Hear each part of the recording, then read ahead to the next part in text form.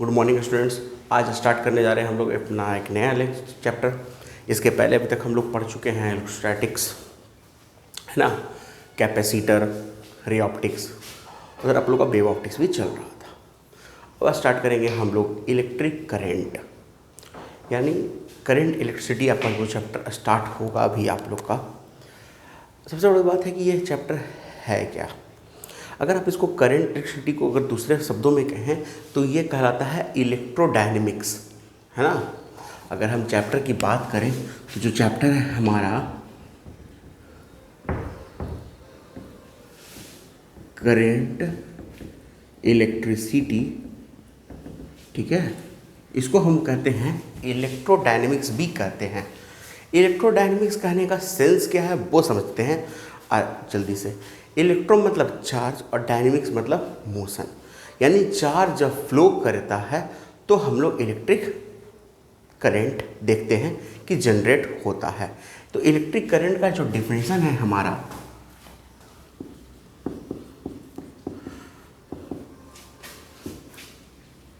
Electric current का definition जो है हमारा वो है the rate of flow of charge, ठीक है। जब चार्ज फ्लो करता है तो उसके रेट को ही हम लोग क्या कहते हैं, इलेक्ट्रिक करंट कहते हैं। इज कॉल्ड इलेक्ट्रिक करंट, ठीक है। सबसे बड़ी बात है, इसको डिनोट करते हैं हम लोग, इट इज डिनोटेड बाई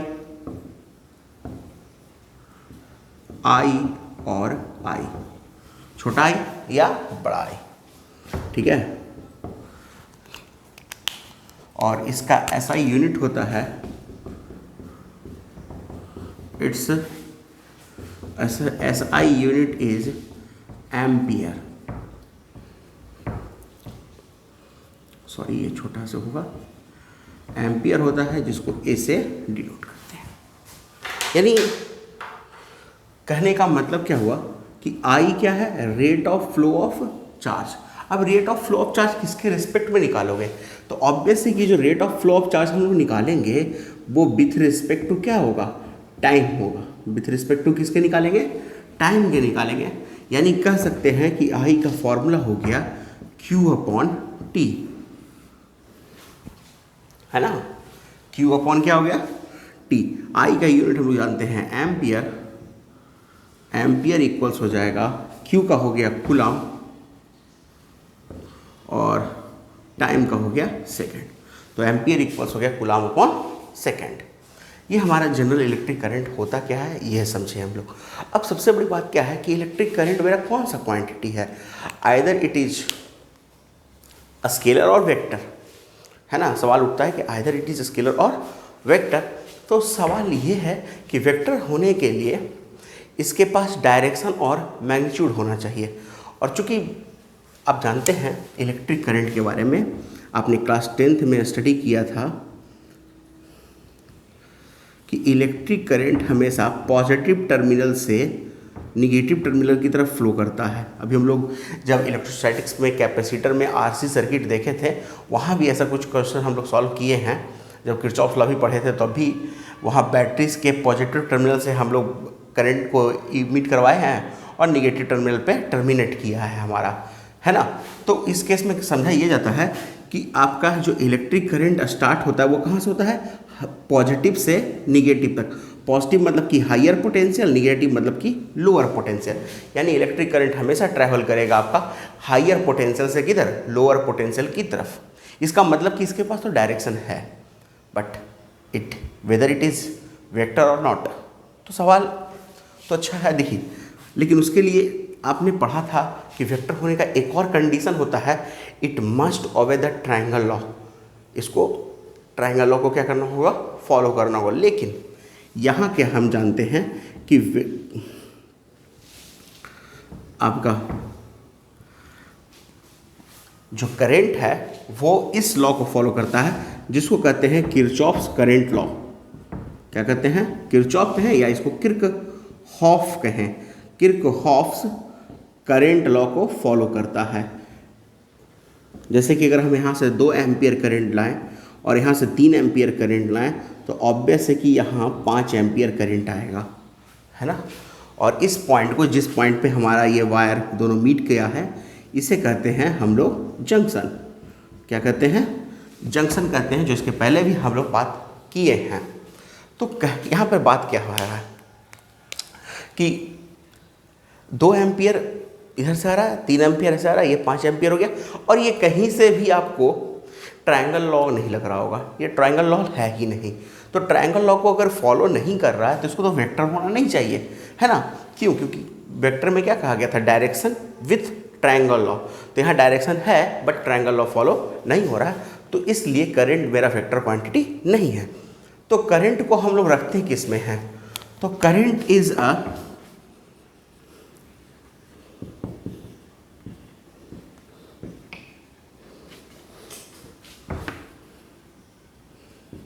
अगर कभी जनरल पूछ दे बोर्ड के ऑब्जेक्टिव में, जिसमें सिर्फ स्केलर और वेक्टर के जैसे ऑप्शंस हों, तो आप स्केलर पे ही ऑप्ट करोगे।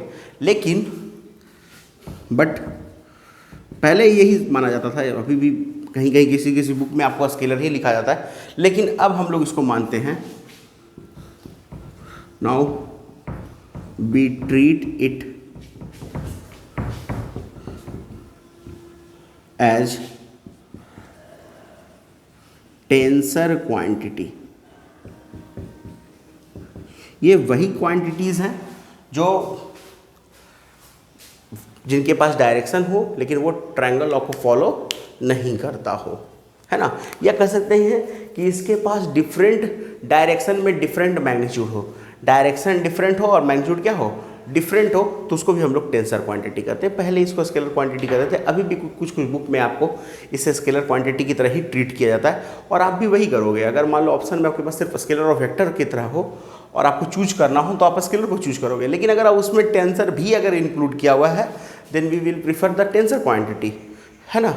तो करंट टेंसर क्वांटिटी है अगर परफेक्ट समझा जाए तो ये हुआ हमारा करंट के बारे में, ठीक है।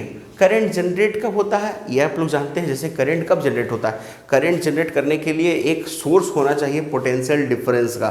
जैसे अगर आप बात समझो, बात को, इस बात को, हमारे घर में बहुत सारा मतलब कनेक्शन किया हुआ है, मतलब सारा बल्ब, फैन, है ना, सब चीज़ कनेक्शन किया हुआ है। और घर का जो मेन स्विच है उसे ऑफ कर दिया जाए, और इवन कि आपके पास घर पे इन्वर्टर नहीं है, ना ही कोई जनरेटर है, तो क्या आपके घर के जो फैन हैं वो, क्या बल्ब है वो जल रहे होंगे? नहीं।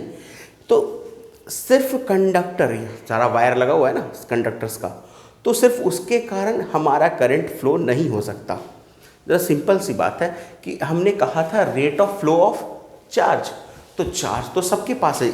अगर आप अपने आसपास देखोगे तो बहुत सारे मेटल के आपको ऑब्जेक्ट दिख जाएंगे, जैसे आयरन का, एल्युमिनियम का, कॉपर का, लेकिन क्या उनमें करंट फ्लो हो रहा है? नहीं।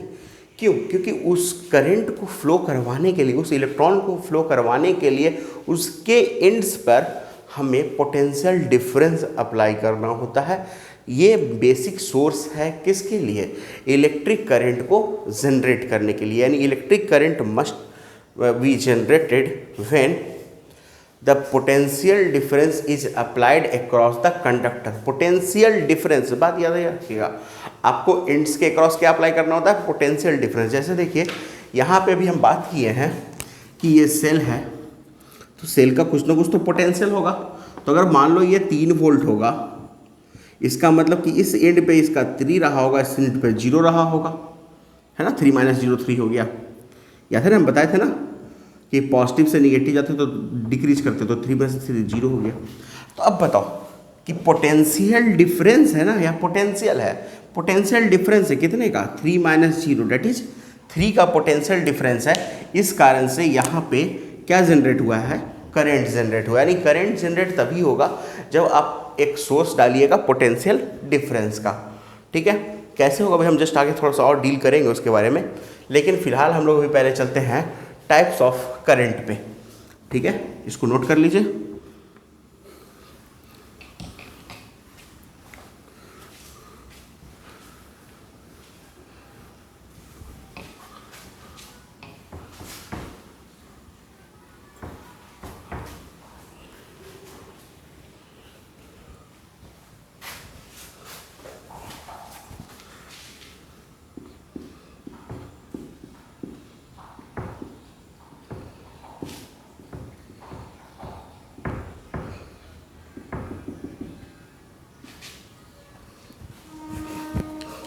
टाइप्स ऑफ करंट, है ना।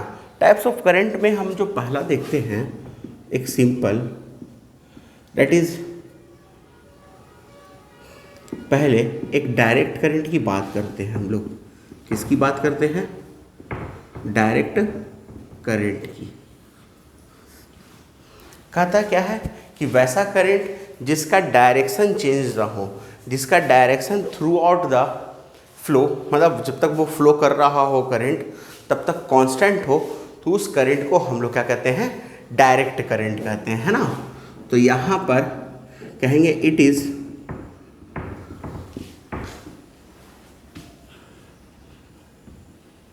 That current whose magnitude magnitude बोल रहे हैं, whose डायरेक्शन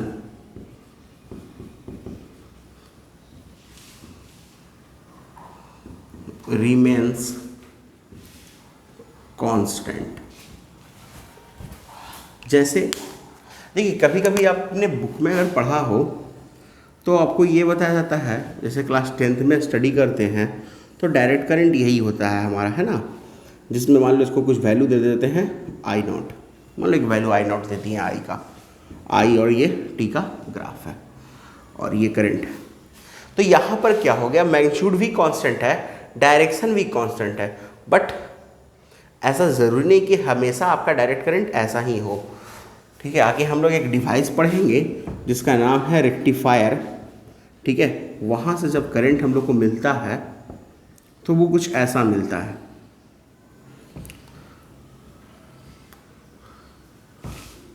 ठीक है, तो ये अभी भी आपका डायरेक्ट करंट की तरह ही बिहेव किया जाता है, लेकिन इसी को जब हम फिल्टर के साथ लगा लेते हैं तो वहाँ हमको इसको थोड़ा सा इम्प्रूव कर लेते हैं। ये हो गया इसका इम्प्रूव्ड वर्जन। तो कहने का मतलब यहाँ भी ये सारे जो आपके करंट आपको दिख रहे हैं, ये सारा करंट कैसा है? आपका डायरेक्ट करंट है। ठीक है, वो अलग अलग है। जैसे ये जस्ट रेक्टिफायर से निकला है, जो फुल वेव रेक्टिफायर है उससे जो करंट ऑब्टेन होता है वो फर्स्ट ये ऑब्टेन होता है। जब उसमें फ़िल्टर हम लगाते हैं तो उस तरह का हमको करंट मिलता है। ये कांस्टेंट है लेकिन पूरी तरह से कांस्टेंट नहीं है, इसलिए हमने डिफिनीशन में मैग्नीट्यूड कांस्टेंट नहीं लिखा है, क्योंकि मैग्नीट्यूड हल्का हल्का वेरिएबल भी रह सकता है। तो हम सिर्फ इतना ही कहेंगे कि वैसा करंट जिसका डायरेक्शन रिमेंस कांस्टेंट हो, डायरेक्शन पॉजिटिव से निगेटिव नहीं जाए, उस करंट को हम लोग क्या कहेंगे? डायरेक्ट करंट कहेंगे। समझ में आ रहा है? यानी इसमें सिर्फ आप क्या बात करिएगा? डायरेक्शन रिमेंस कांस्टेंट, है ना। सेकंड बात करते हैं अल्टरनेटिंग करंट का।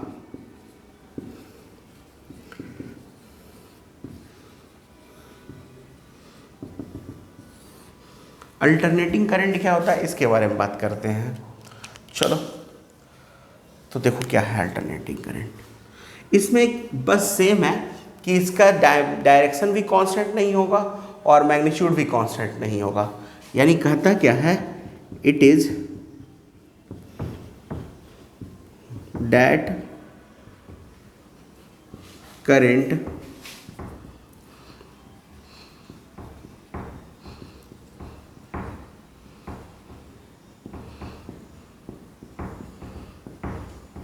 magnitude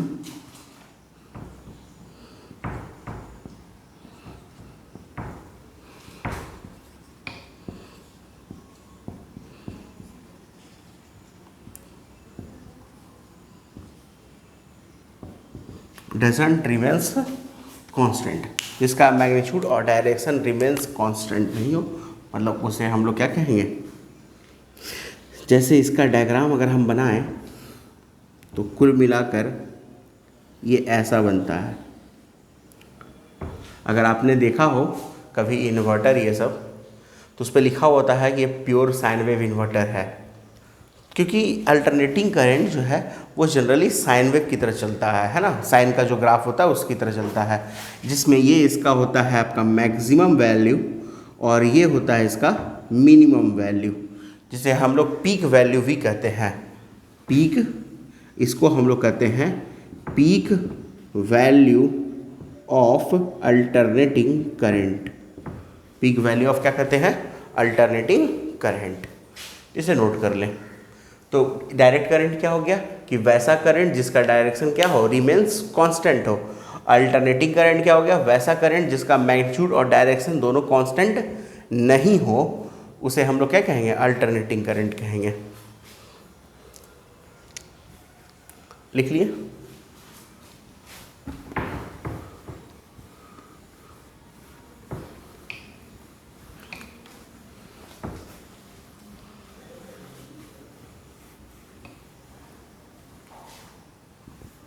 ऐसे तो इस मतलब आप लोग के कोर्स में ही इलेक्ट्रिक करंट के बाद जब मैग्नेटिज्म ख़त्म होगा तब इलेक्ट्रोमैग्नेटिक वेव्स के आसपास एक अल्टरनेटिंग करंट का डेडिकेटेड चैप्टर ही है, मतलब फुल एक चैप्टर है जो उस पर ही डेडिकेटेड है।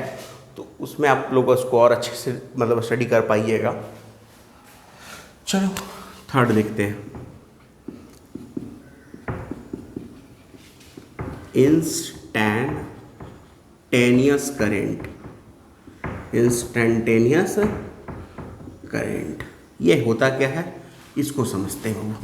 इंस्टैंटेनियस करंट है क्या,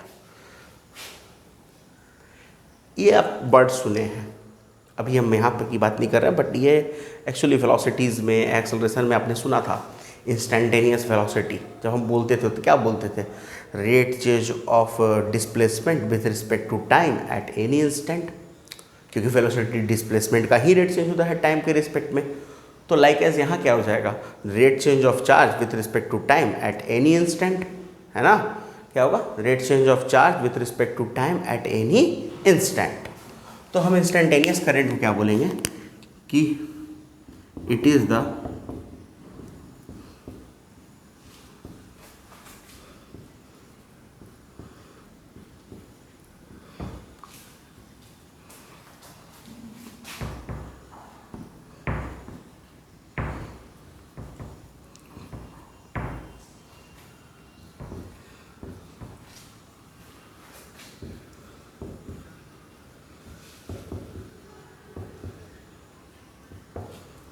एट एनी इंस्टेंट। और इसका एक फॉर्मूला दिया गया है I equals d q upon d t, है ना। या फिर हम यहाँ से ऐसे भी कह सकते हैं कि डी क्यू इक्वल्स क्या हो जाएगा, आई डी टी, है ना। फिर और क्या कह सकते हो कि Q इक्वल्स हो जाएगा integration of I D T T1 से T2 तक, है ना। तो ये मेरा क्या हो गया, इंस्टेंटेनियस करंट हो गया।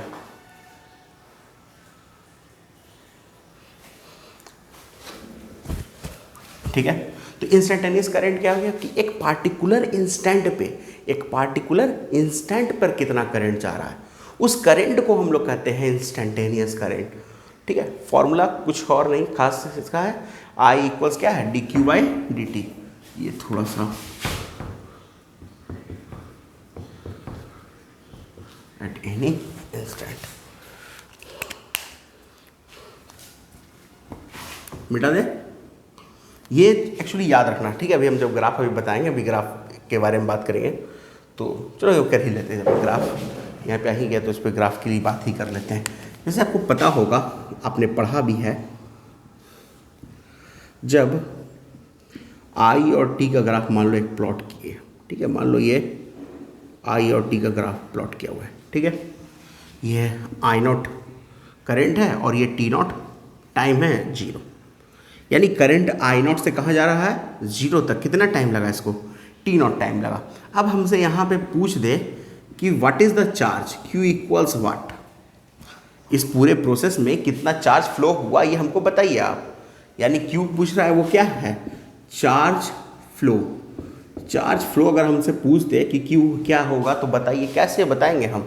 तो देखिए हमने फॉर्मूला क्या लिखाया है, Q equals integration of I D T T1 से T2 तक, ये लिखवाया है फॉर्मूला। तो आप जानते हो कि आई टी का ग्राफ जब हम यहाँ भी निकालेंगे तो यहाँ भी इंटीग्रेट करेंगे क्यू के लिए, और जो भी ये इंटीग्रेट करते हैं एक्चुअली ये एरिया देता है, याद है आपको ऐसा कुछ। चलिए देख लेते हैं इसको, स्पेसिफिक एक जगह पे कर लेते हैं हम लोग। मान लो ये चार्ज आई है, ठीक है, ये टी है, हमारा T1 से T2। एक छोटा सा स्ट्रिप ले लीजिए,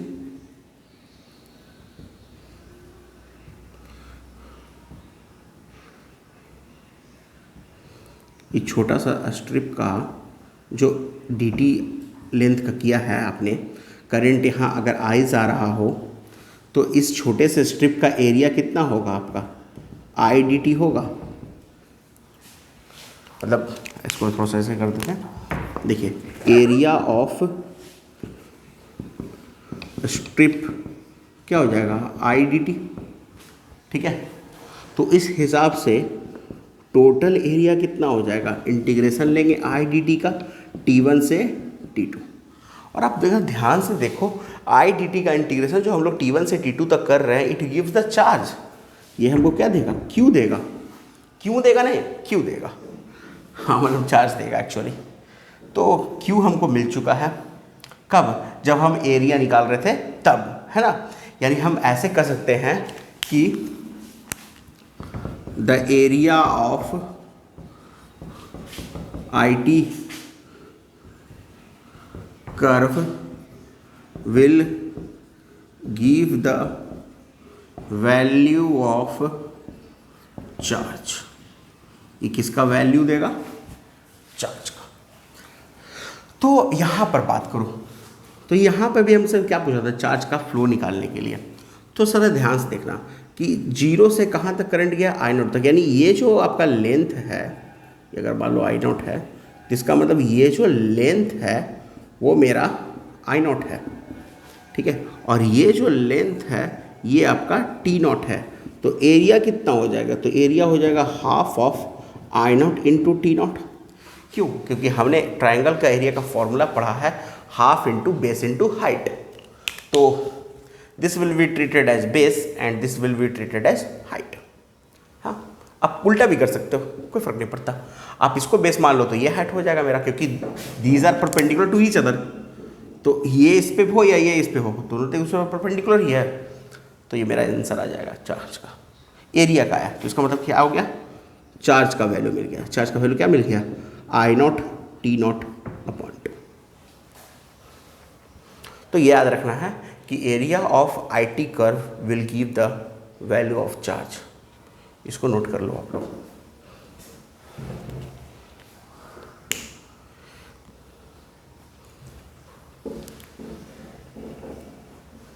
मिटा रहे हैं, इसको मिटा देते हैं, ठीक है।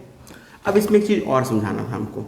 जैसे I इक्वल्स एक चीज़ दिया हुआ है यहाँ पे dq अपॉन dt, है ना। ये देखो, अगर आप ध्यान से देखो,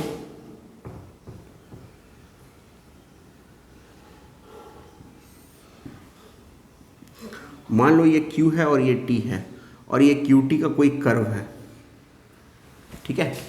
qt का क्या है, कोई कर्व है, और इसका हम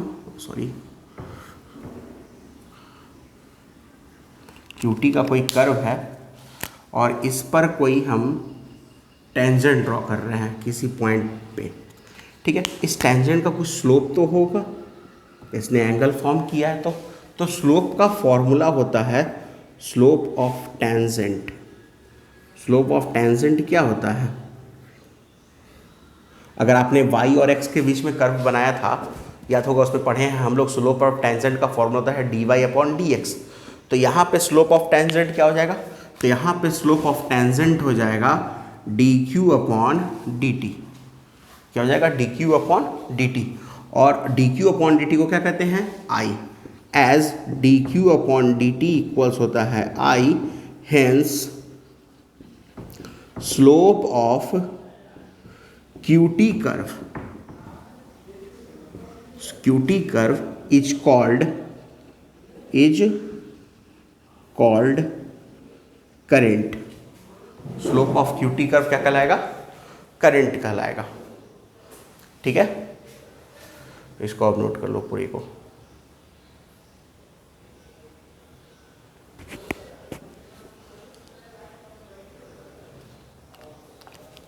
इसको नोट करिए। अब चलिए इसके आगे चलते हैं हम लोग, है ना। इंस्टेंटेनियस करंट की बात हुई, अब इसके बाद हम इसका अगला करंट देखते हैं, इंस्टेंटेनियस करंट के बाद।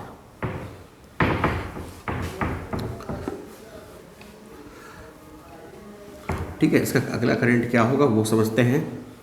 पहले इसको ज़रा हटा दिया जाए, इसको मिटा दिया जाए।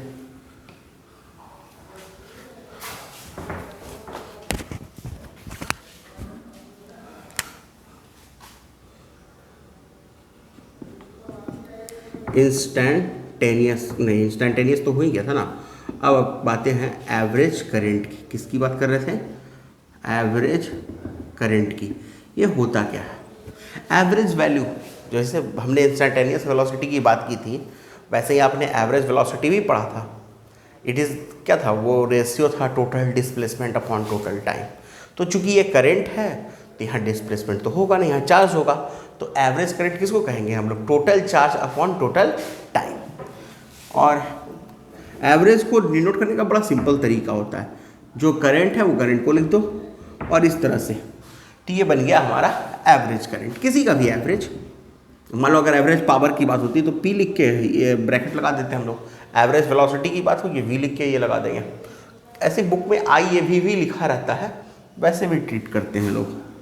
तो ये delta Q upon delta T हो जाएगा, होगा।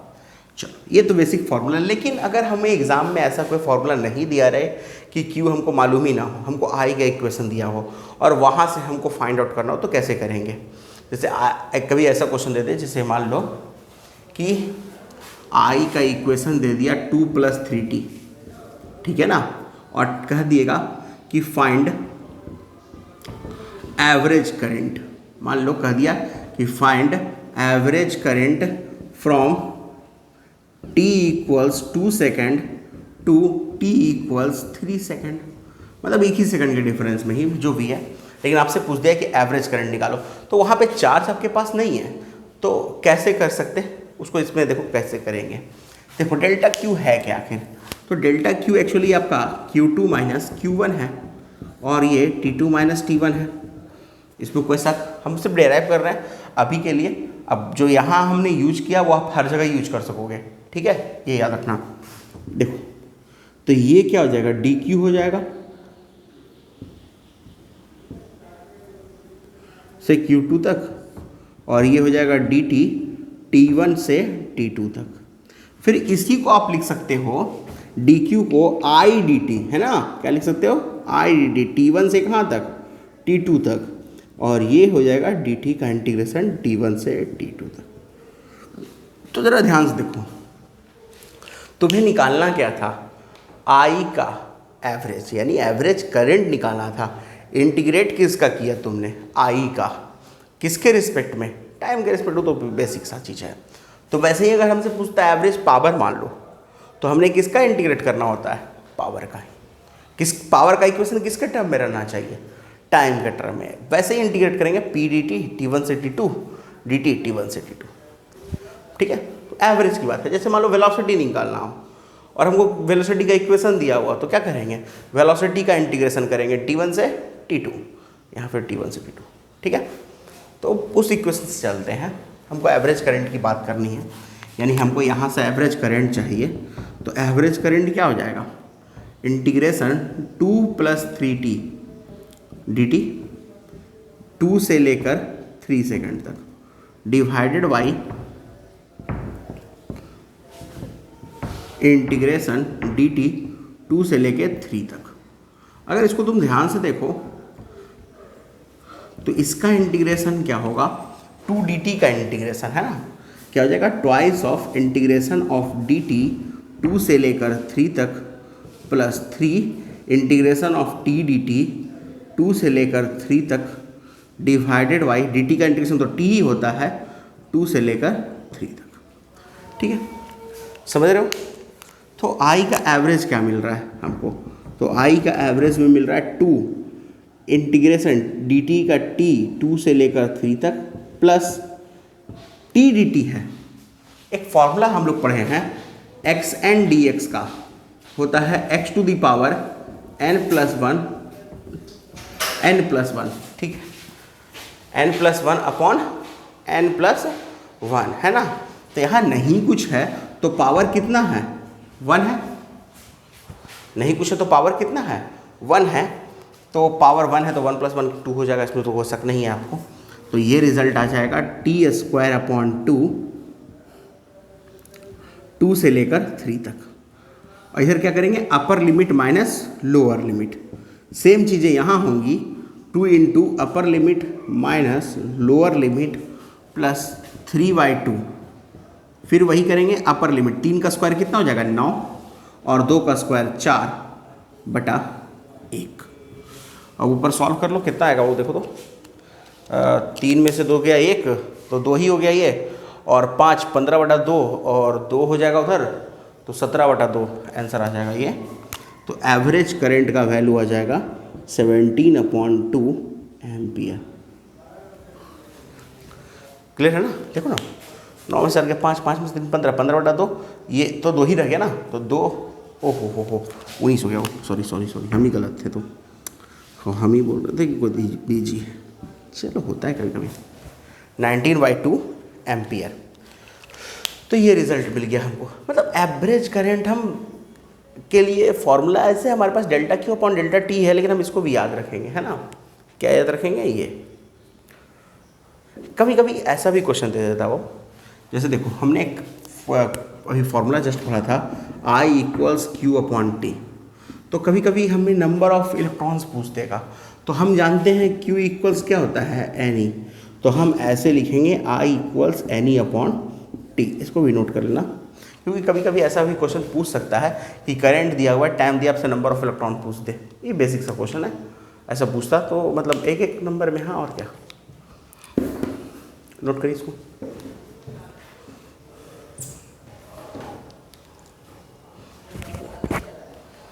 मिटा देते हैं।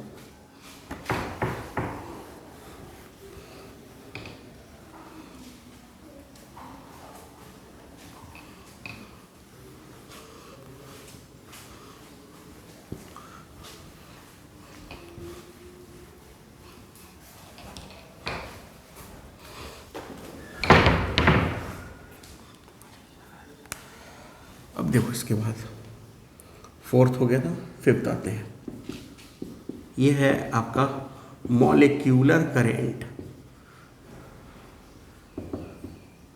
जल्दी जल्दी इसको ख़त्म करते हैं। मॉलिक्यूलर करंट होता क्या है, आप सबको मालूम है कि न्यूक्लियस के चारों ओर इलेक्ट्रॉन रिवॉल्व कर रहा है ना। इलेक्ट्रॉन क्या कर रहा है, रिवॉल्व कर रहा है। तो इलेक्ट्रॉन अगर रिवॉल्व कर रहा होगा तो कुछ ना कुछ तो करंट जनरेट करेगा, उस करंट को ही क्या कहते हैं, मॉलिक्यूलर करंट कहते हैं। यानी it is the current produced by electron in its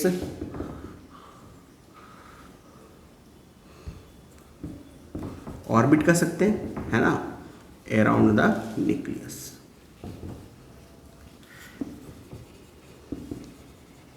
ठीक है, ये होगा क्या, तो I इक्वल्स क्या हो जाएगा, E/ इसका पूरा टाइम, तो एक पूरा चक्कर लगाने में जो टाइम लगता है उसे हम टाइम पीरियड कहते हैं, और इसका फॉर्मूला होता है 2π/ω, तो ये रिजल्ट हो जाएगा E⍵/2π। ये मॉलिक्यूलर करंट आ गया। ठीक है, इसके बाद एक और है हमारा डिस्प्लेसमेंट करंट। अभी इसके बारे में फॉर्मूलाज नहीं लिखाएंगे, बस हम यहाँ पे अभी इसका एज ए डिफिनीसन दे रहे हैं। ठीक है, फॉर्मूला हम लोग इसको पढ़ेंगे। देखो ये हेल्प करेगा आपको मैग्नेट में। ठीक है, मैग्नेट में एक टॉपिक आएगा मैग्नेटिक मोमेंट्स, उसको रिलेट करना होता है इलेक्ट्रॉन से, तो वहाँ आपको ये यूज आ जाएगा। ये डिस्प्लेसमेंट करंट यूज आता है आपको जनरली इलेक्ट्रोमैग्नेटिक वेव्स में। ठीक है, और एक और लिखाएंगे, वो जनरली आएगा आपका क्या कहते हैं, इलेक्ट्रोमैग्नेटिक इंडक्शन के आसपास। डिस्प्लेसमेंट करंट क्या है, इट इज़ द करंट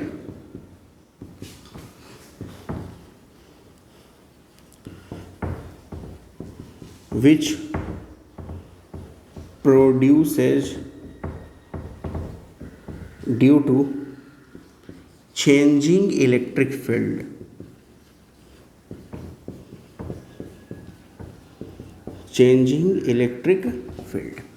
ये हो गया मेरा कौन सा करंट, डिस्प्लेसमेंट करंट। और लास्ट नंबर हम लिखा रहे हैं 7th में ईडी करंट। ईडी एक्चुअली है क्या, पहले वो समझ लीजिए। ईडीज जानते हैं, पानी में भंवर उठता है ना, या फिर हाँ, या टोर्नेडो देखे होंगे आप लोग, वो या साइक्लोन, वो सारे ईडीज के शेप में होते हैं, मतलब कि वो ग्राउंड से स्टार्ट होते हैं। आप अपने घर में भी देख सकते हो, मान लो एक बड़ा सा टब ले लो, उसमें एक डंडा डाल के उसको पूरा काफ़ी घुमाओ पानी को, तो उसका छोड़ने के बाद वो ईडीज की तरह रखता है। या फिर हम लोग बॉटल में भी करते हैं उसको सेक करके, तो वैसा करंट ये होता है। और ये करंट जनरेट कहाँ होता है, जहाँ मैग्नेटिक फील्ड चेंज हो रहा हो। कंडक्टर के आसपास अगर मैग्नेटिक फील्ड चेंज हो तो जो करंट जनरेट होगा उसे हम लोग क्या कहेंगे, ईडी करंट कहेंगे। यानी कह सकते हैं कि it is the current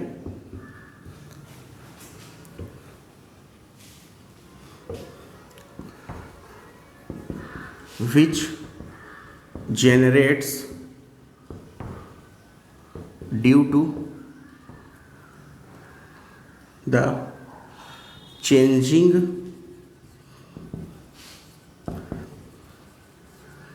magnetic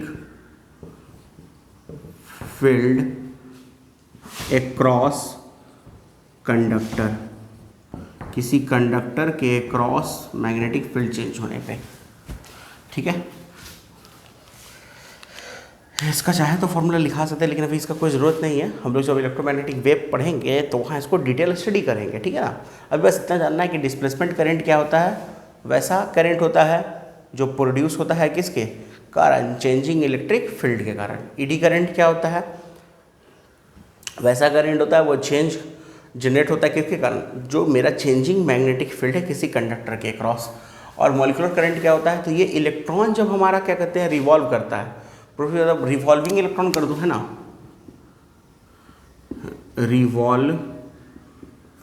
ये बाई रिवॉल्विंग इलेक्ट्रॉन कर दो है ना, revolving electron in its orbit around the nucleus.